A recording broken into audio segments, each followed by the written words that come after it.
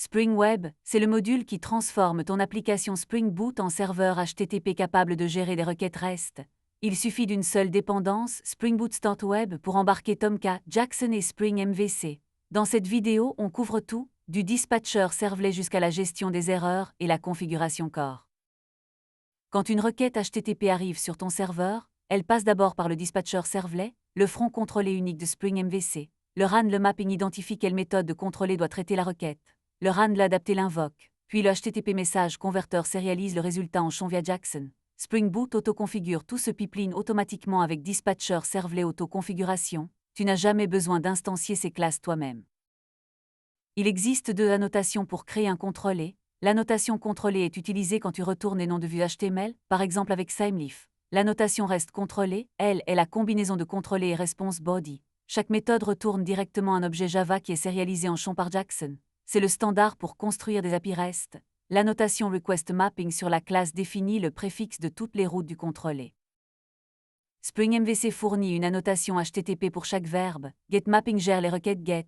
Post mapping les requêtes post pour créer une ressource. Puis mapping pour modifier. Delete mapping pour supprimer. Toutes peuvent prendre un chemin en paramètres. On utilise l'annotation request mapping au niveau de la classe pour factoriser le préfixe commun, comme /API/produit. Les méthodes ajoutent ensuite leur sous-chemin.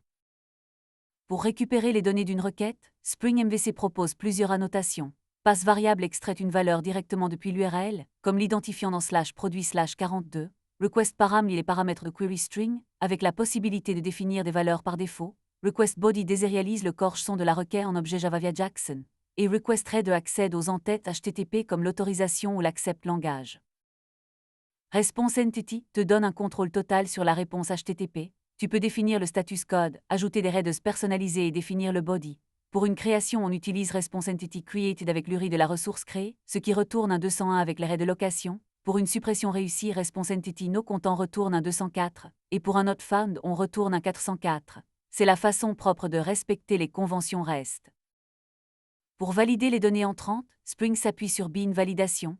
Tu annotes les champs de ton DTO avec des contraintes comme not blank, not null, decimal, main ou size. Dans le contrôlé, tu ajoutes l'annotation valide devant le request body. Spring valide automatiquement l'objet avant d'entrer dans ta méthode. Si la validation échoue, Spring retourne un 400 bad request avec les erreurs. Hibernate Validator est l'implémentation incluse par défaut dans Spring Boot Start Web. Pour centraliser la gestion des erreurs de toute ton API, utilise l'annotation REST contrôlé advice. C'est un bin global qui intercepte les exceptions lancées par n'importe quel contrôlé. Tu y définis des méthodes annotées avec exception RANL pour chaque type d'exception. Par exemple, une note fin d'exception retourne un 404 avec un corps champ structuré, et la méthode d'argument note valide exception, levée quand la validation échoue, retourne un 400 avec la liste de tous les champs invalides et leur met. Jackson est le convertisseur son par défaut de Spring MVC. Il est inclus automatiquement via Spring Boot Start Web. Tu peux personnaliser la sérialisation avec des annotations sur tes classes. Son property permet de renommer un champ dans le son. Son ignore l'exclut complètement de la réponse. Son formate les dates. Dans Application ML, tu peux configurer Jackson globalement, par exemple pour exclure les champs nuls ou sérialiser les dates en format ISO 8601 plutôt qu'en timestamp. Quand ton front-end tourne sur un domaine différent de ton API, le navigateur bloque les requêtes par la politique core. Pour autoriser les requêtes cross-origin, tu as deux options. L'annotation cross-origin sur un contrôlé ou une méthode, pour un contrôle au cas par cas, ou une configuration globale en implémentant WebMVC configuré et en surchargeant la méthode add_core_mapping, ce qui est recommandé. Tu y définis les origines autorisées, les méthodes HTTP, les headers, et si les cookies peuvent être envoyés. En résumé, REST contrôlé expose tes endpoints, get mapping, post mapping, puis mapping et delete mapping les routes. Passe variable, request param et request body extrait les données de la requête.